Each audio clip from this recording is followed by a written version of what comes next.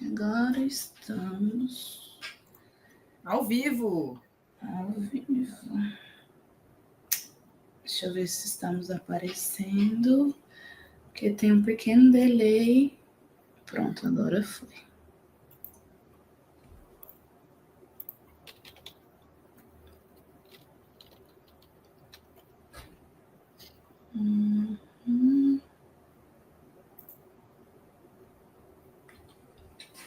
Pronto, agora estamos de fato.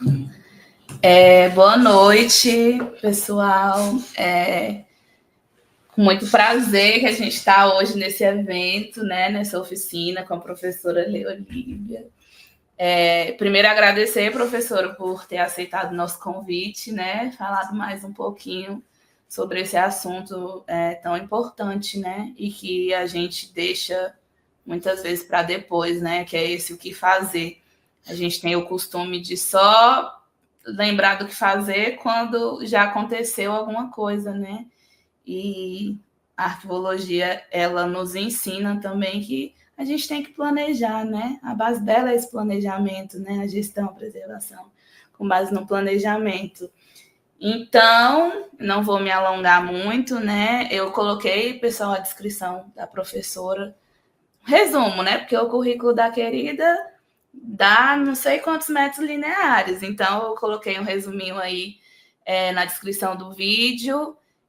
Vocês podem dar uma olhadinha. E aí, sem me alongar muito, prof, passo a palavra para você.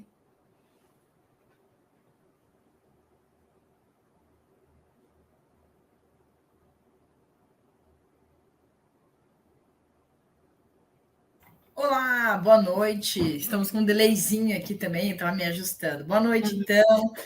Obrigado, Vitória, pelo convite. Obrigado à Associação dos Arquivistas de Goiás, né, pelo convite, pela oportunidade, né, de compartilhar um pouco das nossas vivências, das nossas experiências aqui, né, de como tem sido todos esses desafios, na verdade, né, a partir das últimas experiências aí, com os desafios dos desastres climáticos, né? Então,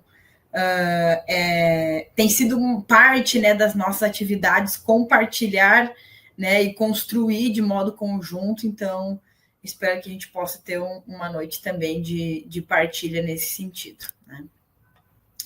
Bom, eu preparei uma fala, então, para a gente iniciar essa conversa, né, e falar um pouquinho sobre esses arquivos, esses acervos. Preparei uma apresentação, né, rápida, rasteira também. E vou falar um pouquinho, já trouxe essa foto aqui de capa, né, porque essa foto, para mim, ela é muito representativa, né, e não fui eu que tirei essa foto eu recebi de uma amiga, que ela viu essa caixa no chão e tirou essa foto, lembrou de mim, da situação dos arquivos, enfim, né, que a gente ficou bastante envolvido desde o início das atividades, né, de recuperação aqui no Rio Grande do Sul, e acabamos que essa foto aqui, ela vem ser um plano de fundo, inclusive, já, né, para uma das instituições que a gente iria atender dentro do projeto do Transdoc, que é a Superintendência do Ministério da Saúde, que fica ao fundo, né? Vocês visualizam o meu mouse aí, meu cursor. Então, fica bem aqui nesse prédio, né? O prédio da Alfândega, um prédio histórico, que é o prédio que atualmente fica situado, a Superintendência do Ministério da Saúde, onde a gente desenvolve o maior quantitativo, inclusive, né, de acervos atingidos aqui em Porto Alegre do projeto, dentro do projeto Transdoc, né? Bom, então, para falar um pouco de mim também, já coloquei essa foto minha aqui, ó, paramentada, né? A Vitória já falou que o meu currículo tá por aí para você dar uma olhada. Mas, assim, eu queria já começar falando que quando eu estou trabalhando com documentos, né, que foram atingidos pela enchente, eu estou bem distante da minha zona de conforto. A minha especialidade nunca foi preservação e conservação de documentos, sobretudo documentos físicos, né, documento em papel. Então, tem sido desafiador, né, me desafiar também enquanto profissional, porque meu ambiente de conforto dentro da arquivologia é atuando no âmbito de gestão, instrumentos de governança, instrumentos de gestão, arquivística, então, e falando, discutindo esses elementos, né, sempre, para provocar, enfim, o exercício da função, das funções arquivísticas como um todo. E nunca tinha sido do meu interesse, por exemplo, né, me paramentar, como estou nessa foto aí quase reconhecível, basicamente, né, me paramentar, não, hoje eu vou fazer, né, o descolamento dos documentos, hoje eu vou fazer uma higienização, nossa, que maravilha, como eu gosto. Não, eu sempre tive esse flerte com a gestão, eu sempre tive esse flerte com outras áreas, né, dentro da arquivologia, mas não com essa parte mais de preservação e conservação voltada aos documentos analógicos, documentos papel, né? Então, acho que a primeira provocação que fica aqui é que não estou no meu ambiente de conforto quando eu trabalho com essas questões, né? E essa é a necessidade que nós temos, que não é aquilo, basicamente, que eu gosto, que eu tenho afeição só, né? Que eu vou trabalhar durante toda a minha trajetória profissional. É aquilo que a sociedade precisa de mim, né? Para que eu possa cumprir a minha missão como profissional arquivista. Bom, diante disso, eu vou trazer uma contextualização para vocês, imagens do fim do mundo, que já está acontecendo, né? Então, desculpe o pessimismo apocalíptico, mas a gente está num contexto, né, onde a gente tem uma ocorrência muito maior de eventos climáticos, né, com alta velocidade, né, com mais intensidade sempre. A gente tem acompanhado, né, no mundo todo a situação de seca, a situação de ondas de calor, a situação de queimadas, né? No Brasil, inclusive, né, a gente tem sofrido muito sobre isso.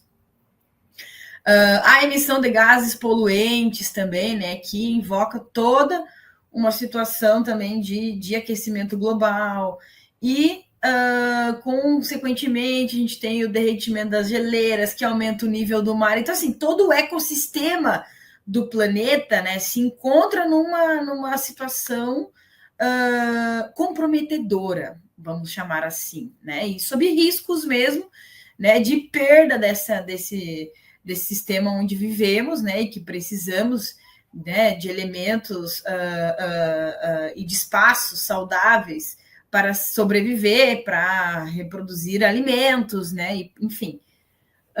Então, a gente está sob uma ameaça, basicamente, assim, constante, provocada mesmo pela própria ação humana, né? E aí, há 20 anos atrás, 30 anos atrás, né? Se eu vi 30 anos atrás, não sei também, né? Mas 20 anos atrás, com certeza, a gente ouvia muito, eu ouvia muito falar aquecimento global, o derretimento, e se falava muito sobre isso. Na escola mesmo, né? Eu ouvia muito falar. Mas, assim, parecia que naquele tempo, né? 20 anos atrás, falando 20, 30 anos atrás, gente. Então, a gente não tinha muito... objetivamente, a gente não tinha materialização disso acontecendo, né? Então, eu acredito que esses últimos anos, eles têm assinalado cada vez mais que esses processos estão acontecendo num momento acelerado, inclusive, de crescimento e de velocidade, né? E aí eu trago esses dados, eles são todos aqui do dashboard, né, do observatório que tem, um observatório de controle da Organização Mundial de Meteorologia, tá? Se vocês buscarem o site aí, vocês vão encontrar. Esses aqui são os eventos climáticos, né, os eventos extremos com razões climáticas que aconteceram no ano de 2024. Então, no ano de 2024, a gente teve aqui 617 eventos, como vocês podem perceber aqui no dashboard, tá? No painel.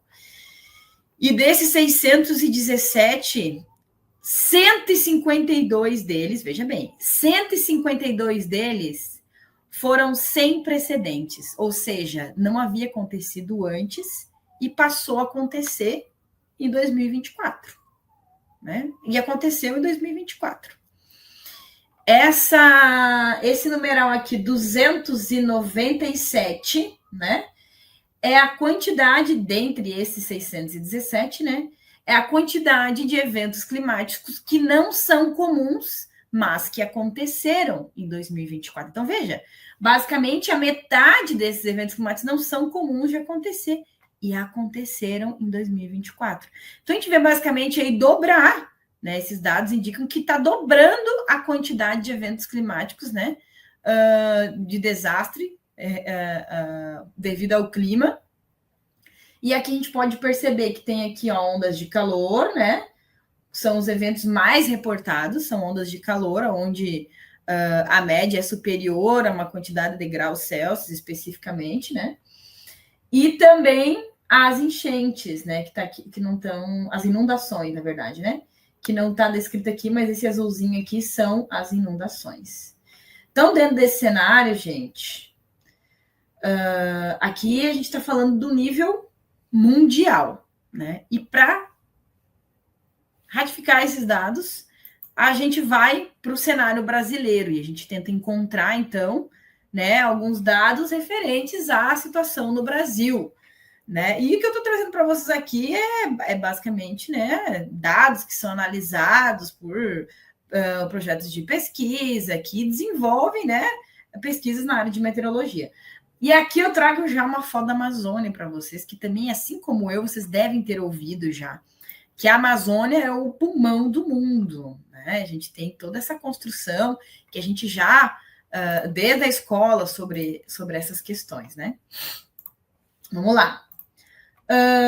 E aí eu trago para vocês aqui um número assim que me assustou quando eu vi, né? E eu fiz essa pesquisa aqui para trazer uns dados para a gente conseguir discutir aqui mesmo, né? Porque o que tem isso a ver com arquivos? Meus caros, isso aqui nos leva a ter que aumentar exponencialmente o nosso nível de planejamento, o nosso nível de perspectiva em relação aos arquivos. E aí já digo aqui que há arquivos tanto físicos quanto digitais também, né? Mas veja bem, vocês estão vendo aqui um gráfico que eu gerei, né? E esse gráfico, ele está representando os dados que eu fiquei alarmada e que se eu só falasse para vocês não ia representar tão bem quanto esse gráfico. Vocês vão ver aqui que do ano de 2000, né, aqui no início do gráfico, ó, nos anos de 2000 até 2019, ou seja, nos últimos 20 anos, né, um período de 20 anos, nós tivemos a média anual de 2.000 desastres relacionados ao clima no nosso país, no Brasil, tá? A gente está falando no Brasil. Nos últimos 4 anos, ou seja, desde 2020, 2020, 2021, 2022 e 2023 está aqui contido. Nós dobramos esse número. Já são 4.077 o número da média anual dos desastres relacionados ao clima no Brasil. Isso significa que, de fato, nós estamos entrando, aí volta tudo de novo, né? Os dados se complementando. Estamos entrando num momento sem precedentes. Nós nunca vivemos essas circunstâncias climáticas como nós estamos sendo acometidos agora, né? Então, esse cenário, né? Todos esses dados aqui, eles foram compilados e eles estão descritos aqui nesse caderno técnico, tá? Brasil em Transformação, 2024, o ano mais quente da história. E 2024 tem essa categoria, né? Como carimbado já como o ano mais quente da história. E também existe essa manifestação aqui dos pesquisadores que esse é um cenário alarmante. E se é um cenário alarmante para todas as áreas, inclusive para a nossa sobrevivência, também vai ser um cenário alarmante para a preservação dos nossos arquivos. Então, e essa é nosso maior interesse em discutir esses temas, né? Como profissionais da informação, como profissionais de arquivo, é olhar para essas realidades, né? E conseguir identificar que, de fato, nós temos um papel a ser cumprido, né? Também dentro desse cenário de mudanças climáticas, tá?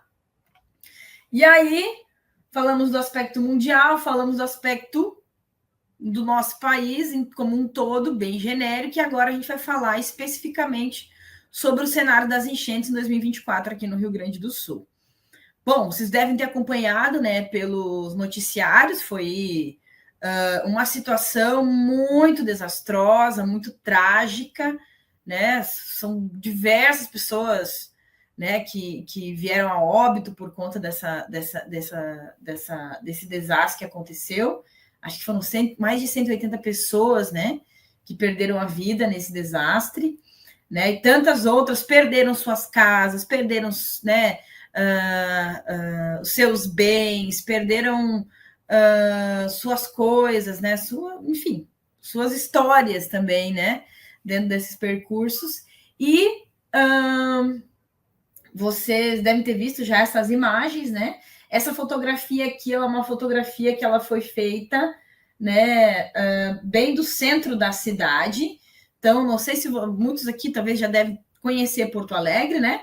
Porto Alegre é uma cidade bastante histórica, que possui muitos prédios históricos, né? Então, aqui a gente tem, bem nesse bojo aqui, bem nesse centro, essa foto foi feita da Praça Central, né? Da zona central, do centro histórico de Porto Alegre. Aqui nós temos, nesse prédio aqui, né? Aqui é a Avenida Sepúlveda, né? Conhecida como Avenida Sepúlveda. E aqui nós temos prédios que são bastante representativos, né? Esse da direita aqui é o antigo prédio do Correios, né? Então, e aqui, ó, inclusive, nesse prédio, no segundo andar, fica o arquivo histórico, né, do estado do Rio Grande do Sul, né? Inclusive, vocês estão vendo esse solário aqui, ó? Uma dessas portinhas sai direto, né, da sala da diretora lá, né, do arquivo histórico. Mas o acervo todo ele fica no segundo andar, né, o arquivo, então não foi atingido pelas águas, né, pelas enxurradas, e no térreo aqui fica um museu, né? Aqui no outro lado da rua também fica um outro museu, aqui fica o Margues, Museu de Arte do Rio Grande do Sul, né, do estado do Rio Grande do Sul. O prédio do Marx, que tem um bistrô no térreo, tinha, né, um bistrô no térreo, enfim. E aqui no Marx o acervo arquivístico ficava no térreo, né, e o museológico ficava no terceiro andar. Então, a gente teve aí o acervo acometido, inclusive, no Marx. Nesse prédio aqui, lá adiante, né, vocês vão ver, aqui é a Secretaria da Fazenda do Estado, um prédio super histórico, né? Vocês podem ver que ele estava, inclusive, de reforma nesse momento que aconteceu a enchente. E aqui nesse prédio é o Ministério da Saúde, a Superintendência do Ministério da Saúde, o antigo prédio da Alfândega, né? Conhecido como antigo prédio da Alfândega aqui no estado, tá? Então, o que acontece? Vou mostrar para vocês aqui. Esse prédio de esquina aqui, vocês estão vendo bem grandão, aqui é o Ministério do Trabalho e Emprego, que também foi atingido, né, pela enchente também. A gente tem documentos do nosso projeto sobre esse ministério. Bom, e aqui então a gente tem, ó, os vagões do cais, né, aqui, os prédios do cais. E aqui atrás a gente tem o Guaíba. Esse é o Lago Guaíba, né? Que se entornou de vez. Hoje ele está mais calmo, acreditem.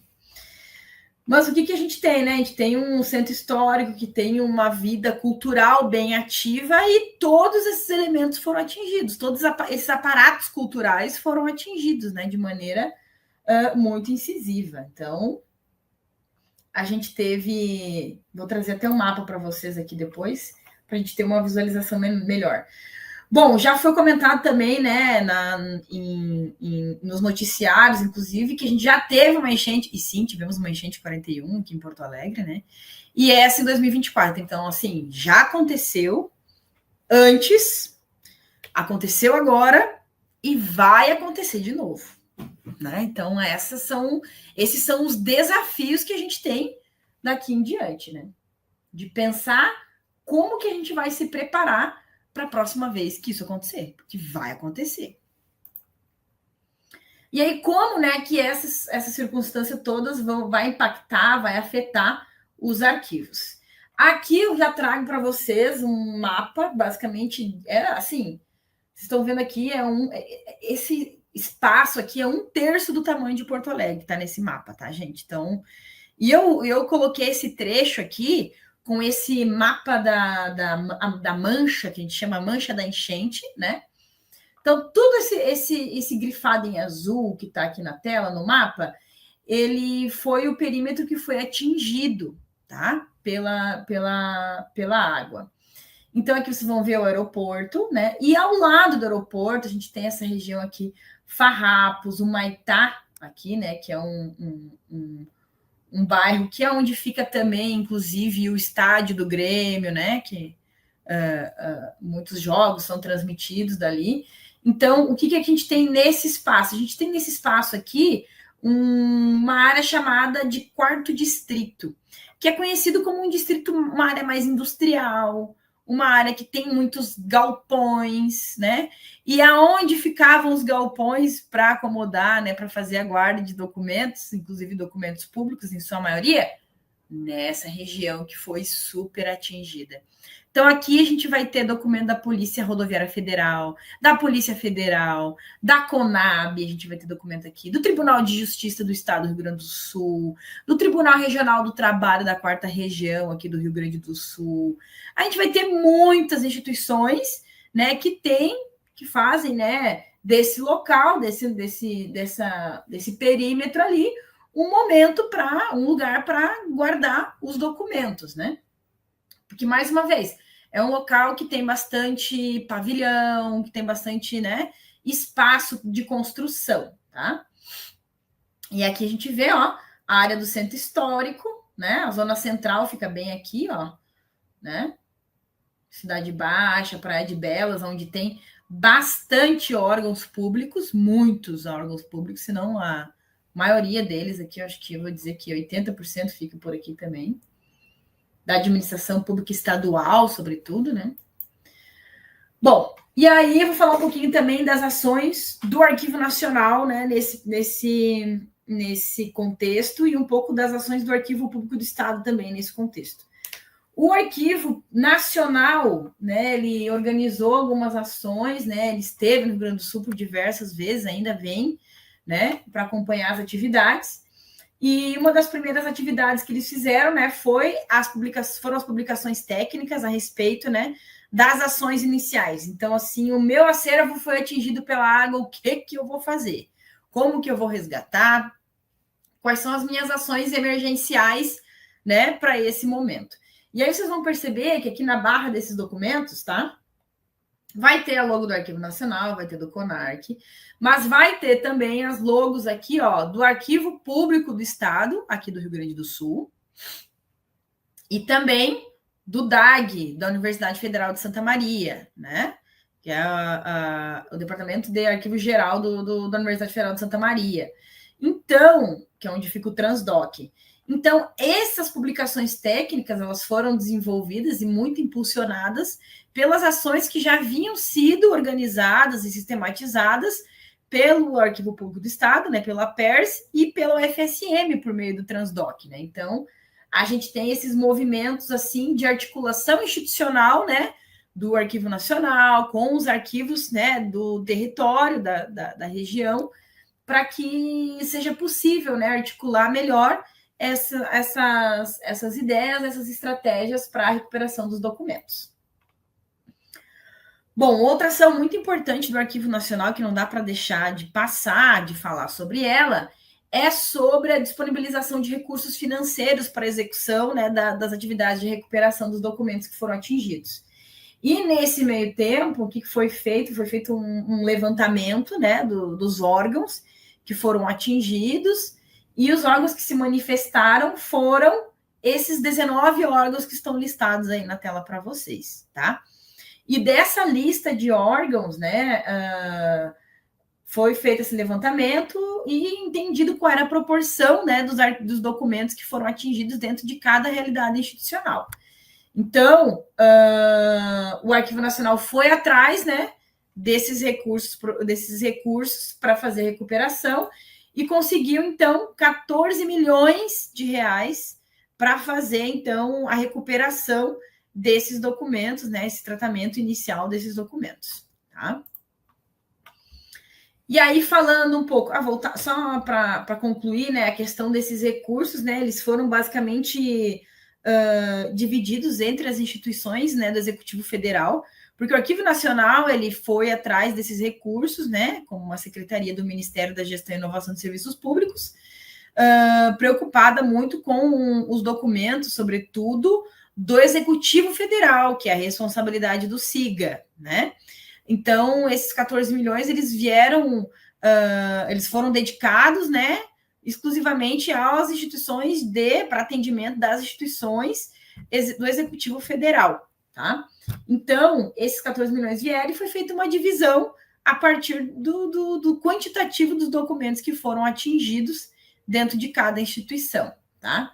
Então, pelo que eu não lembro, só por uma situação de curiosidade mesmo, ficou acho que R$199 o valor, né, por caixa atingida, para vocês terem noção de como foi feita essa distribuição, tá? Por caixa de arquivo. Acho que essa foi a média.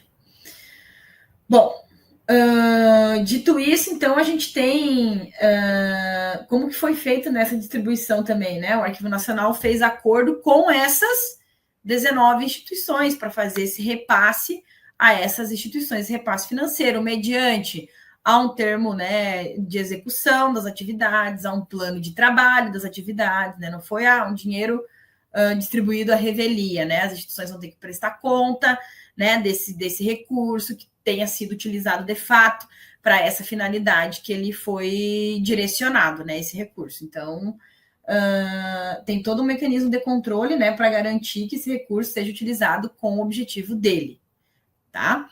Muitas dessas instituições não sabiam o que fazer. E a medida provisória, ela tem um prazo de 90 dias para ela ser executada, senão ela tem que ser devolvida, né? E num momento ali de desespero, basicamente, por ausência, inclusive, de empresas que fossem especializadas, né, que tivessem essa expertise para tratar com esses documentos, e na ausência de tempo para conseguir tramitar uma contratação, de uma licitação ou de outro tipo de recurso, e também pelo fato, né, do Transdoc lá da UFSM, né, o projeto da UFSM ter tido uma repercussão bastante positiva, né, na recuperação dos documentos. Muitas dessas instituições buscaram, então, né, o Transdoc, buscaram a UFSM para formalizar essa parceria, né, e para conseguir executar as atividades de recuperação, né, utilizando esses recursos financeiros. E assim foi, né, e está sendo, e depois a gente fala um pouquinho mais sobre isso. Vamos aos dados agora do Executivo Estadual, tá? O Executivo Estadual ele teve diversas iniciativas também, né? Emitiram uma nota técnica, instrução normativas, então, para apoiar, né, os setores, né, os departamentos, os órgãos do Executivo Estadual. E aí eles fizeram inicialmente também um levantamento, mobilizaram voluntários para atuar, né, nos diferentes cenários dos arquivos atingidos e fizeram um mapeamento desses arquivos. E eu trago aqui para vocês a atualização desse mapeamento já, né, que foi publicada algumas semanas atrás, um mês, acho 2 meses, talvez no máximo, tá? E nessa atualização a gente vê, mais uma vez, trago o mapa para vocês aqui, né? O mapa da mancha da enchente, com as aguinhas ali, e cada documentinho desse, tá? Era um local de uma instituição do Executivo Estadual que possuía arquivo e que foi atingido. Então, aqui, né, só de olhar, a gente já tem, assim, vários arquivos que foram atingidos. Aqui a gente tem mais de 20 arquivos, né, do Executivo Estadual que foram atingidos nessa área do Centro Histórico, né, entre Centro Histórico e Praia de Belas aqui. Só para vocês terem noção da proporção, né, como eu falei para vocês, né, que aqui tinha bastante Executivo Estadual nessa área do Praia de Belas, e assim foi. E assim foi atingido aqui também essas instituições, tá? Bom, aqui eu trago para vocês um gráfico, né, que foi elaborado dentro dessa atualização do mapeamento do governo do estado, aonde se indica a estimativa de 125 mil caixas de arquivos que foram atingidas, né, e estão até hoje lá danificadas, né, pelos alagamentos. Então, aqui a gente tem basicamente um gráfico, né, pelos órgãos, né, com o quantitativo das caixas que foram atingidas. Que a gente tem, assim, como de ordem máxima, né, a Secretaria de Educação, a SEDUC, com 40.500 caixas de arquivo. Então, assim, só para vocês terem noção, se a gente falar do Executivo Federal, tá? Praticamente metade das instituições do Executivo Federal que estão aqui somatizam cerca de 40 mil caixas. E aqui, um órgão do Estado possui 40 mil caixas, né, que foram atingidas. Mas veja bem, outra coisa que eu quero chamar a atenção de vocês, que é muito importante, que lá nas considerações finais a gente vai invocar. Vocês viram que, ó, eu falei que faz meses, faz semanas que foi publicado, né, esses números aqui, esses gráficos, né? Esse mapeamento mais atualizado. Já faz um ano que isso aconteceu. Isso quer dizer que tem um ano que esses documentos estão, muitos deles, não todos, né? Porque já houveram algumas movimentações, mas com certeza as movimentações que aconteceram não resolveram nem a metade do nosso problema hoje, né? Então, quanto esses dados atualizados sobre acervo, né, são importantes para a gente conseguir tomar decisões de modo mais rápido. Sabe aquela história da importância da informação para tomada de decisão? Pois é. É importante também até para a gente tomar decisão estratégica na gestão dos nossos arquivos. Certo? E depois a gente fala um pouco mais sobre isso. E aí, mas só para não deixar tão trágico essa parte, né? A gente já está também conversando, né, com o governo do estado, né, para pensar uma forma de estabelecer uma parceria, né, e ser incorporado e ser implementado nesse acervo do estado, né, todos os métodos, todas as tecnologias, né, e todas as inovações, os protocolos de recuperação de documentos que nós estamos utilizando e testando no âmbito do Transdoc, né? Bom, então aqui a gente tem um banner já do Transdoc, que vocês já devem ter ouvido falar do Transdoc, né? Eu vou falar um pouquinho do Transdoc para vocês. O Transdoc, então, é esse espaço, né? Que dá para dar uma espiadinha aqui nesse espaço aqui à direita na fotografia. Então, como é interessante, né, a gente perceber assim que o Transdoc, ele foi o arquivo da UFSM, né? Ele foi um dos primeiros atingidos. Então, ainda no dia 30, eu acho, né, de abril. Então, e aqui chegou em maio só, né? As inundações mais agressivas aqui na região metropolitana de Porto Alegre. Eu estou em Porto Alegre, por isso que eu estou falando aqui, tá, gente? E lá em Santa Maria já tinha acontecido, então eles já estavam no olho do furacão, né? Eles já estavam lidando com aquela realidade que ainda ia chegar aqui em Porto Alegre, né? Então, aconteceu que o Transdoc teve essa experiência, teve apoio institucional também da reitoria, da universidade, né, nas ações lá, que possibilitou que, de fato, o Transdoc se tornasse referência.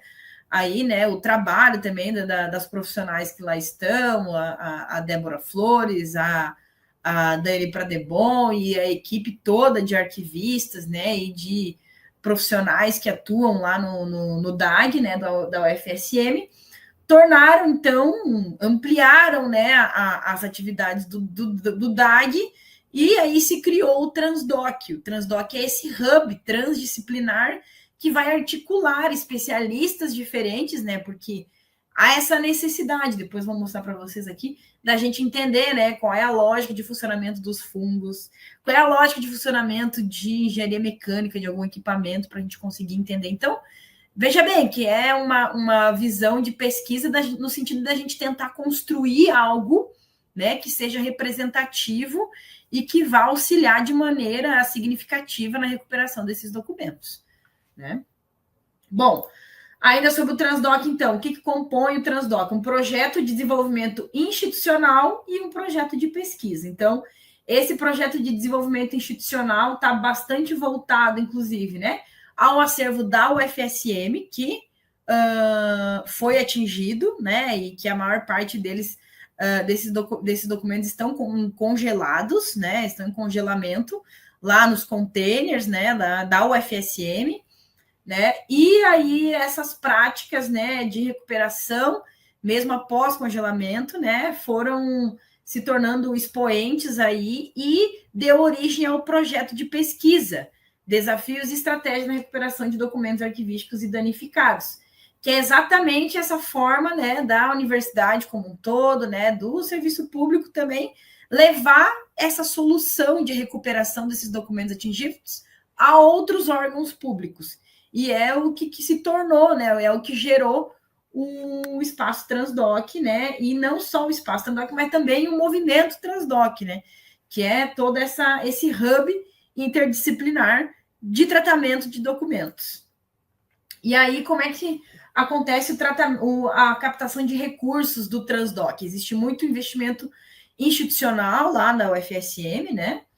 Então, a própria universidade investe no arquivo, investiu em todos os containers, né, fez toda essa aquisição desse material. O próprio Ministério da Educação também, né, fez esses aportes. Projetos de FINEP, né, que é um projeto de fomento, né,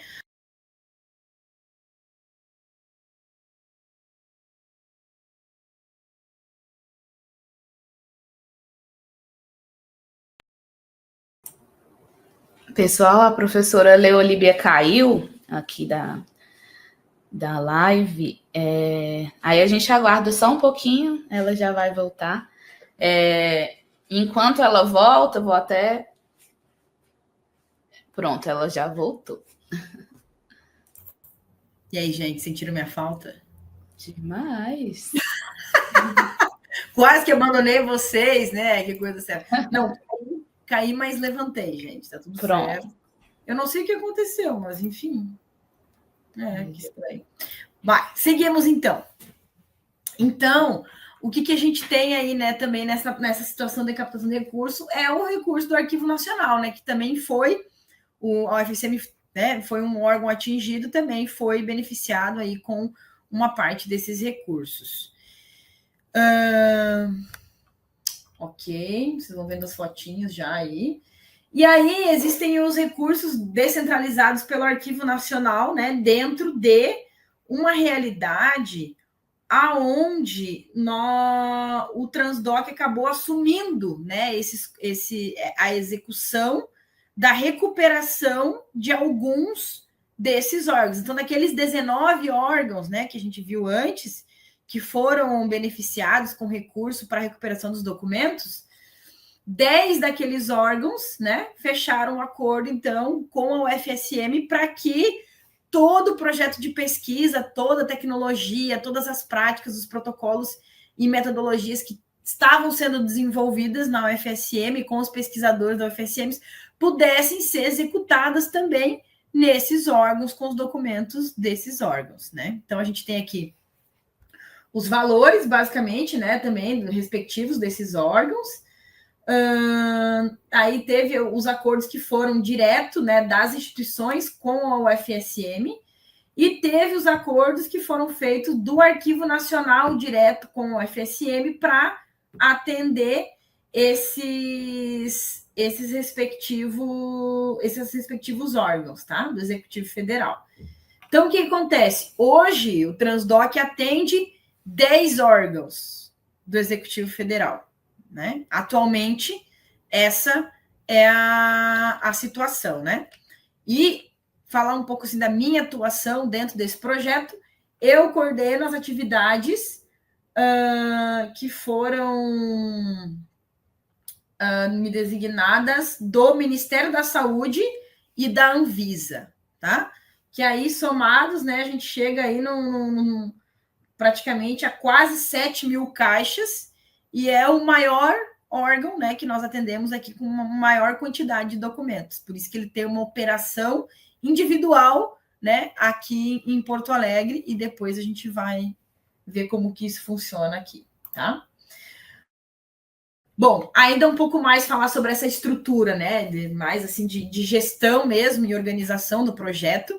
Existe a coordenação geral, né, da UFSM, que é coordenada pela Débora Flores, e existe também a equipe, né, em Porto Alegre, que é composta, então, por mim, aqui, que sou professora da URGS, né? Pela professora dela e pela arquivista Flávia Conrado, também, do Instituto Federal. Né? Então, que tem os acervos que são feito tratamento aqui em Porto Alegre, então a gente precisa também ter esses braços aqui, né, para conseguir dar conta, né, do trabalho que tem que ser feito. E também contamos com a orientação técnica do Arquivo Nacional. Então, nada do que a gente executa tecnicamente, né, é realizado, é executado sem que o Arquivo Nacional, né, dê o seu aval, ou faça o seu parecer em relação àquela técnica que será implementada, ou que está sendo implementada. A equipe do projeto hoje, a gente totaliza, então, 142 pessoas, né? Dentre eles, então, a gente tem docentes, a gente tem terceirizados, a gente tem servidores, técnicos administrativos educacionais, a gente tem estudantes de graduação e estudantes de pós-graduação. Em Porto Alegre, a gente tem a média de 40 pessoas, 40 pessoas, né? E, sobretudo, estudantes, né, de graduação e pós-graduação. E é isso, assim, né, para diferenciar um pouco, né? Santa Maria também concentra bastante a quantidade, porque muitos documentos que estão aqui vão para lá, né, para ser tratados com mais recursos e a larga escala. E aí a gente, como eu falei para vocês, né, a questão da interdisciplinaridade, interdisciplinaridade, né, que a gente basicamente atua com 33 áreas do conhecimento diferentes, né, e nós temos bolsistas, né, e contamos com assessorias técnicas de todas essas formações que estão listadas aqui, né, então desde engenharia de alimentos, microbiologia, de tudo que vocês imaginarem, né? A gente tem, sim, aqui uma formação que está contribuindo, né, no desenvolvimento das atividades. E os objetivos, então, né, de fato, né, o nosso objetivo primário é resgatar os documentos, né, promover a recuperação deles, né, só que fazer desse limão uma limonada também, né? O nosso interesse, assim, enquanto projeto, né, é desenvolver pesquisa, é pensar inovação experimental, aqui tem a fotinho, né, dos experimentos, de como que a aplicação de determinados produtos, de determinadas quantidades do mesmo produto vão reagir, né, no documento ao longo do tempo, então fazer essas experimentações para definir a partir daí, né, novas diretrizes, novos protocolos, né, e fluxos de trabalhos que possam contribuir no exercício das atividades de recuperação desses documentos, e não só desses, né, que a gente já sabe que a gente tem essa realidade aqui, já aconteceu, está acontecendo, e vai acontecer, né, então é essa reflexão que a gente fica sempre, né, no sentido de tentar deixar um legado, né, para que outras realidades consigam partir daquilo que nós conseguimos experimentar, daquilo que nós conseguimos desenvolver e construir de conhecimento, né, até aqui. E aqui também a situação de inovações tecnológicas, né, e é muito curioso, assim, esse vaporizador aqui, né, que eu vou que está ilustrado aqui. Vou contar para vocês rapidamente a historinha dele, né? Porque ele é composto, ele é impresso por uma impressora 3D, elaborado pelos nossos bolsistas, né? Então, eles elaboram os produtos, fazem a maquete, então montam, né? E sabe como, gente, que é feito esse vaporzinho? Com um motor de vapors, sabe aqueles vapors, aqueles negócios de fumar, que é apreendido pela Receita Federal, olha isso, e pela Polícia Federal, e esses motorzinhos de vapors que a gente está utilizando para desenvolver, então, esses vaporizadores. Então, é um dos exemplos, assim, né, de inovação tecnológica que a gente usa e reutiliza, então, né, esses produtos, esses elementos, para a gente conseguir focar, né, e trazer essas realidades para dentro daquilo que a gente precisa cumprir como missão, né, e como objetivo do nosso trabalho. Bom, e aí falar um pouquinho já sobre o fluxo de trabalho, né, previsto, sim, e que é executado, sobretudo, lá em Santa Maria, né, a gente tem a retirada do acervo, a triagem e estabilização desse acervo, né, com a aplicação de produtos, né, para estabilizar, né, para deixar que, para impedir que se crie, né, que se reproduza ainda mais os fungos, limpeza e higienização desses documentos, a secagem deles, a digitalização, porque e a gente sempre fica pensando, né, mas digitalização, o que acontece? A digitalização ela é necessária porque esses documentos eles ficam muito fragilizados. Vocês vão ver depois algumas fotos. Eles ficam muito fragilizados, esses documentos. Então, o manuseio deles, o acesso deles vai ficar muito complexo, né? Então, a digitalização aí é uma saída até para manter a preservação do original, assim, né? Para não precisar ficar acessando a todo momento. E, ao fim, né, um novo acondicionamento do documento e o encaixotamento dele. Então, esse aqui, né, é o fluxo de trabalho que funciona muito bem, obrigada, em Santa Maria. Mas, como eu disse para vocês, a minha atuação é no Ministério da Saúde, aqui em Porto Alegre, né? E lembra que eu falei para vocês também que a intenção é a gente criar protocolos e fluxos que sejam reproduzíveis em outros contextos, né? Pois então, aqui no Ministério da Saúde, como a gente tem um espaço físico que é bastante interessante e que a gente tem uma quantidade de documentos bastante significativa, né? A gente está fazendo esse primeiro protótipo de reprodutibilidade desse fluxo de trabalho aqui, né?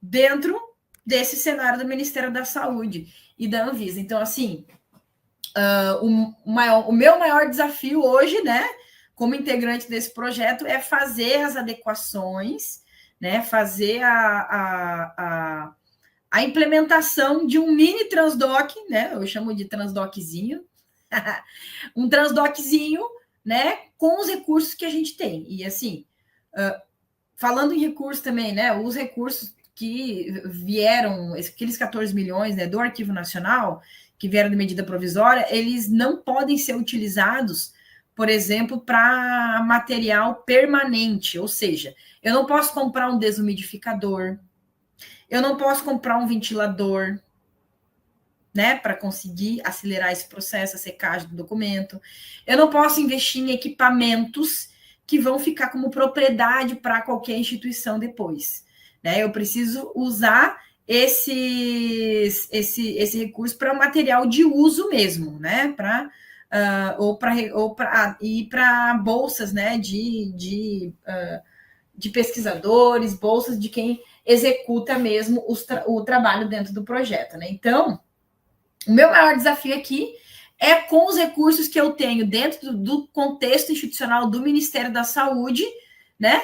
Conseguir tentar ao máximo reproduzir esse fluxo de trabalho aqui, certo? Essa adequação que eu preciso fazer. Então, vou falar um pouquinho para vocês do contexto do Ministério da Saúde, né? Ele é um prédio histórico, e ali funcionava, então, a administração mesmo, né, da Superintendência Estadual do Ministério da Saúde no Rio Grande do Sul, e a Anvisa também. E o que acontece? Dentro desse prédio, né, ficava toda a área administrativa E aí, com as enchentes, eles saíram do prédio, né? Então, eles estão trabalhando em outro prédio, em outro lugar. Isso quer dizer que o prédio ficou vazio, né? E o prédio estando vazio, apenas com os documentos lá, né? E com serviço de segurança, manutenção, né? Pequenas manutenções, a gente tem uma realidade onde a gente pode usar esses espaços que eram antes de trabalho, né? Para fazer